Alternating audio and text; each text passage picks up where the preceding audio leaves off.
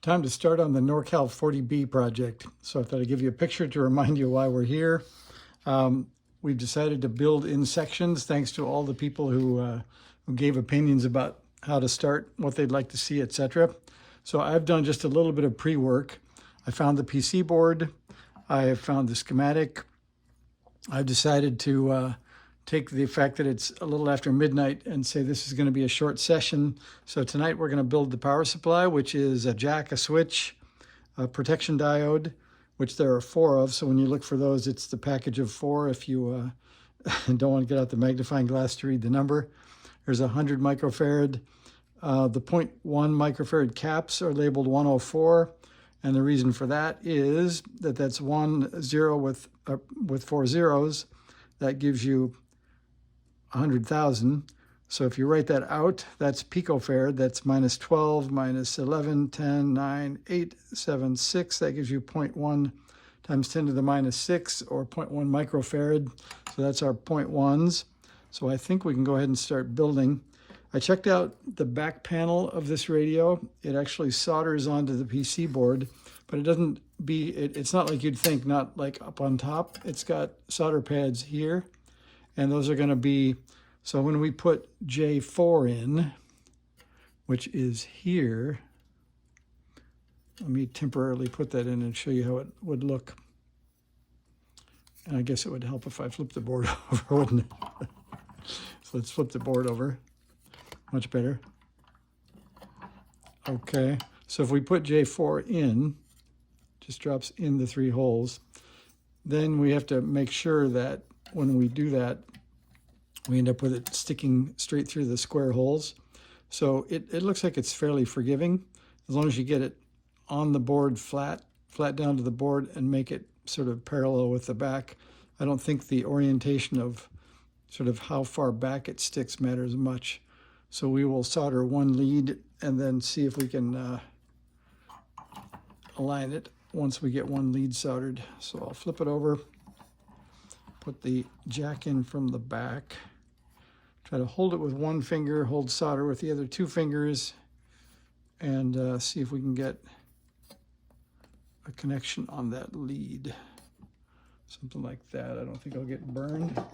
I have an old, what do I have? I have an old Weller W60P, and it's been wetted and tinned, so it looks like that. So we're going to just put a little solder there, enough to hold it, and then we're going to check out the alignment. And it's obviously crooked right now, so it's good to do what we're doing. You can see it's tilted way to the edge, so we're going to get it the way we want it, and then I'll check to see if it's flat, and it is, and then we'll see if this fits.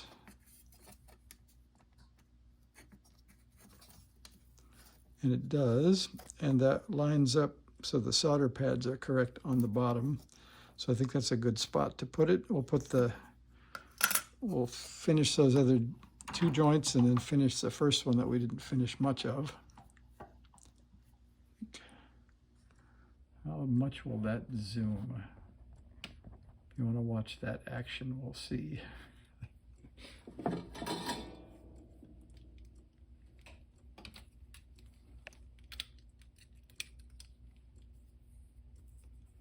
All right, here we go.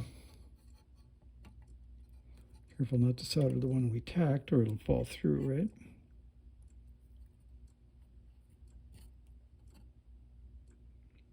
It's looking pretty good, and it looks pretty straight. I'll give it a bit of a tilt there.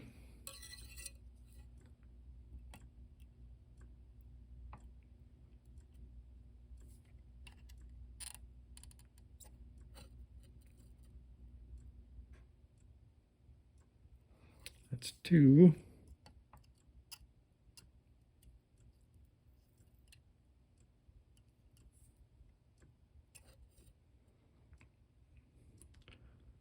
Those look pretty good. I think we're going to call that good. And then we'll just take one more check of the panel. Looks pretty straight. And that does fit, and that makes those line up. So I think we're in good shape there. We can zoom back and we can go locate the protection diode. So the little mini schematic I drew here, because the schematic itself is pretty tiny to get on film. So our power supply is way back there, and that is it. So you can see the input jack, the switch, the protection diode, a couple of caps, the 8-volt regulator, and then a 0.1 cap. So we end up with a 12-volt supply and an 8-volt supply. And we have that just down here, just a bit bigger, with a few parts laying around on it. So I think because the diode, I left the 4 of these because you can tell in the kit there are 4. You don't really have to go looking too hard to find the part number that way, because it's the only group of 4 diodes you get. But it is marked pretty plainly, 1 in 51, pardon me, 1 in 58, 17, that's the one. It has an anode and a cathode. The cathode is the band, and we want to mark that same band on the board. And it is, by the way, D7. So we will look for D7, which is right behind the switch. And you can see the cathode mark there, the line, so we'll get that in. I could do fancy lead bending, but I'm just going to bend it with my hand and stick it through. They make lead benders for those who want their corners nice. And then I'm going to bend them out at about a 45 and solder that on. I'm doing that because when we do the switch, that might be a little bit harder to get to.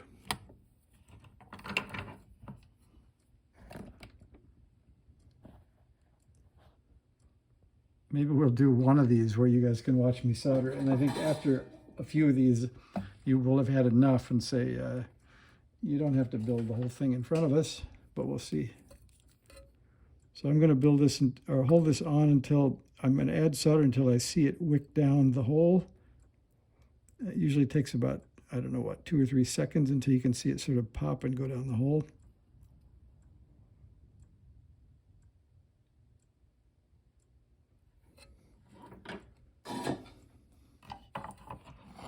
Let's see how we do.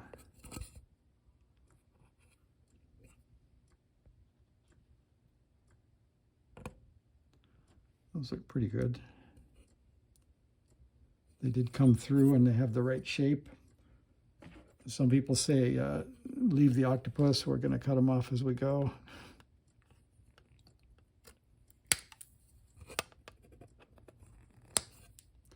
All right, so there's a part, 2 parts. So if we want to follow along on our schematic, I guess we could do that. We could say we have this. That would be our input jack, and we have this. So I think we can put our switch in. And then after we do this, we can actually power on the board and see the 8-volt and the 12-volt, and that'll be our first, I guess, functioning block.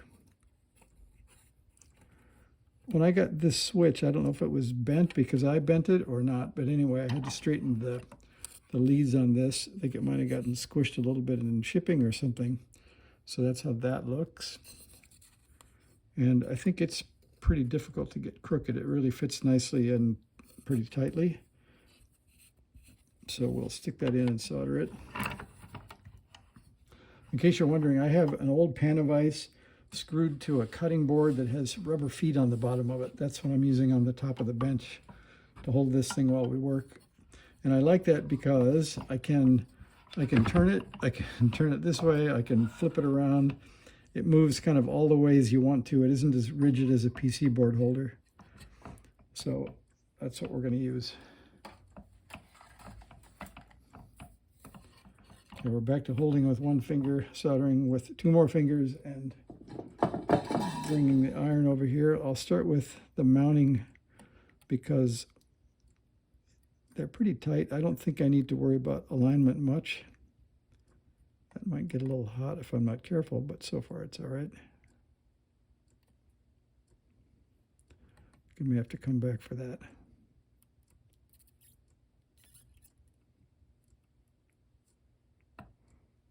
Okay, I'm going to use that to hold it.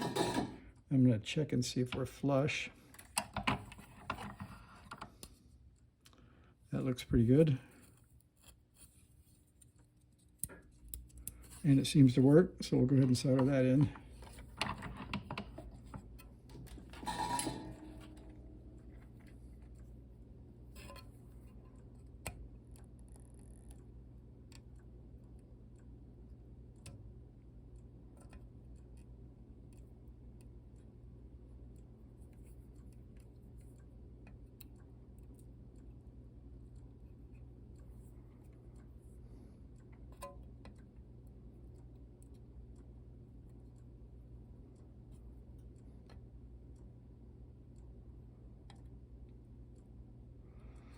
It might have been worth sanding the edge of those pins. They looks like they didn't adhere perfectly well, but I think it worked in the end. I'm not really sure if I was worried about an electrical contact. So I think if you're building this, I would take some fine sandpaper or a knife maybe and scratch the metal on the switch where it mounts. I think it would solder better. It doesn't really look like it adhered. You can see those joints down in there. I think it's solid because the switch contacts are solid. They soldered nicely because they're plated. But like I say, I don't think those are perfect. You can see around the edges of the joints isn't perfect, but I'm going to go with that. All right, we can mark that off. We can put the 100 microfarad cap in. And that is just simply marked 100 at 25. And that is C42, and that should be pretty obvious that it is right here near the diode. So you can see the schematic sort of building with the switch and the diode and the cap. And this has a negative lead, and they've labeled positive, so you get to put the negative where the positive isn't. And that is C42 going in. We'll bend that at about 45 and solder it on. See if we can pick up the pace a little bit so we can get this powered up before it's time to quit.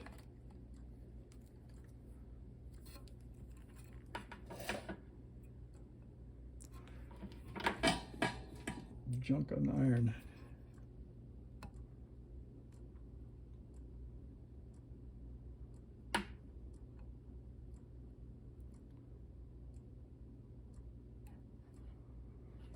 I'll take those. I'll cut those off.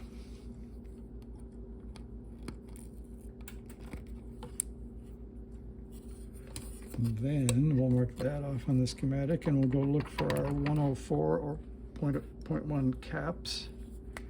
That was this one. So we're coming up to our 0.1s, and you can see those are plainly marked as 104s. Excuse me. And that is C43 next. And it should be right near C42. There it is. You can see C43 back here, and these are not polarized, so you don't have to worry about those. They do have dressing on the leads, so you want to be careful you don't stick them too far down the hole.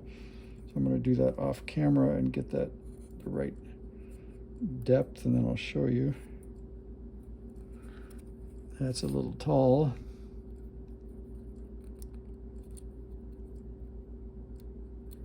I think that looks pretty good. So we'll leave that hanging by the leads and solder it.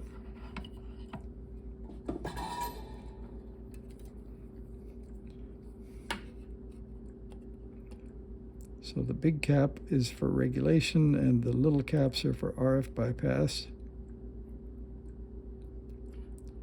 And that went down the hole.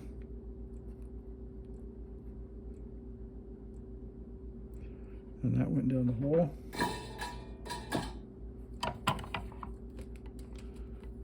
All right, we have that one done.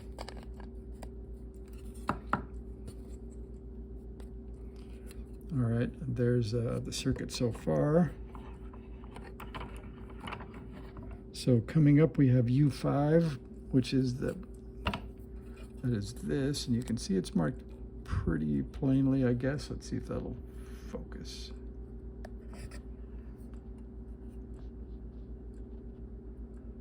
Sort of did. Anyway, it says 78L08 on it, so we'll pull that out of the paperwork. And they have the outline marked. This is a flat lead device, but we're going to bend the back one, or the center lead back a little bit so we can get into that U5 hole. Almost looks like they put their holes on the board a bit close for this kind of package, but it will work. Looks a little bit like it's holding its knees together, but I think that'll work. I'll give it a little pull and see if I can get it lower. There we go.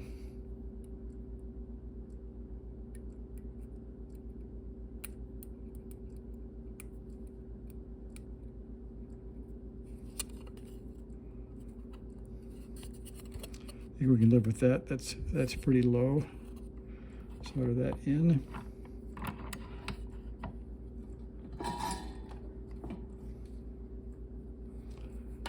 And I'm wiping the tip as it comes off the old beat up Weller solder station.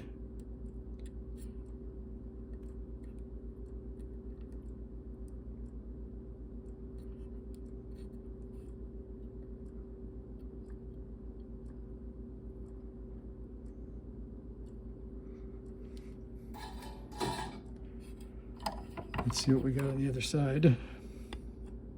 Those look pretty good.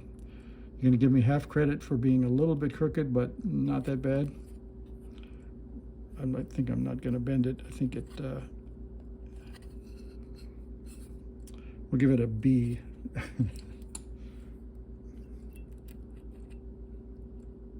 We'll cut those off. Okay, so now you've got that much of a power supply built. And all we have left is to put the remaining, oh, we've got to catch up on our drawing here too, I guess. So we've got to mark off this 0.01 or this 0.1 and the L08. And I guess we could complete our diagram and give it one of those. And then we'll put in this final 0.1. And I think we can power up at that point and measure the voltage. So now we're looking for C50. And that will be on the outside edge of the of U5, which we can see over here. So we will put C50 in. Is that C50 or is that C58? Let me look. So that says, that is a tiny thing. I think that says C58. Let's see. Pretty sure that's C58, even though it's a kind of an ink smudge, but that's exactly, if we follow the leads here, so you can follow the output of this, and we can look on the board, and there is U5, yeah, and C58 goes right off of that lead, so that's where it's going to be.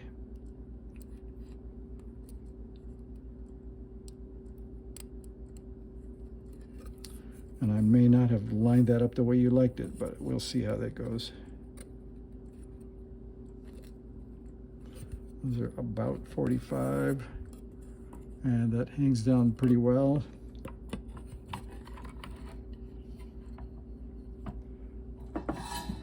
Okay, I think I have the 12-volt supply ready. I think the meter isn't far away, so we're about ready for the final test here. And this will give us something to work with. One thing to check would be whether or not they're running the audio amplifier chip off of the 8 volts or the 12. We would get more output out of 12. And we may not even need the 8-volt regulator for that case. So here is the LM386, and it's running off 8 volts. So we did need the regulator to make it power up on this board. Okay, let's flip it over. I think we can just test it right in the vise. It has nylon jaws or Teflon jaws or something like that. So let me grab the meter, and we get to pull the wire out of the back of the K1 behind us on the bench. So this is the Klein Tools MM720 that I got at Home Depot one night when my meter quit, and it's been pretty nice. So if you ever need a meter, just go over to Home Depot and get one. Let's see, I think my lead is a little short. Let me grab it. So I built a new workbench before starting this project. I can't recommend that. Everything is in turmoil. Nothing is in the right place anymore. But I did get a new workbench, so that was kind of fun. All right, so let's see what we have. So the first thing we'll do is the Klein, you always have to sort of wake it up. Then it wakes up in AC, so we're going to punch it again to get to DC. That's a key point. And then we'll make sure that we have a negative ground center positive, and that's 13.79 volts. So we're going to plug that in. I could check for resistance, but I think since we're building a PC board, we're going to go for the gusto and just shield our eyes. All right, so we should have, looking at our, whoops, sorry about that, looking at our schematic here that is under the meter, we should be able to get from ground to C50, and we should see our magic 8-volt winning voltage there. So let me move this up a bit. And ground is anywhere we like. This pad looks nice. And here is C50. And what do we have? Ground and ground. You know, I better turn on the switch. What do you think? All right, now we'll check again. All right, we got 7.97 volts. That's probably close enough to 8 for us. And we can check here on the input. So that is 13.55, and that's the drop, 13.8. So that's your protection diode, and that's the 8 volts out. Let's see, I think I can operate the switch and still show you that we have nothing, and then we turn the switch on and we get 8. So that's our complete test. We built the power supply section. We'll start the audio amp next time around. Let me know if there's something you missed. If you got a question, put that down in the comments, and we'll see if we can build a radio faster. I'll build hopefully a little more in the next section, and let me know if you want me to pre-build a little bit and then build the final point. So thanks for watching. A little bit long, but the beginnings of the NorCal 40B are on the way. So see you guys.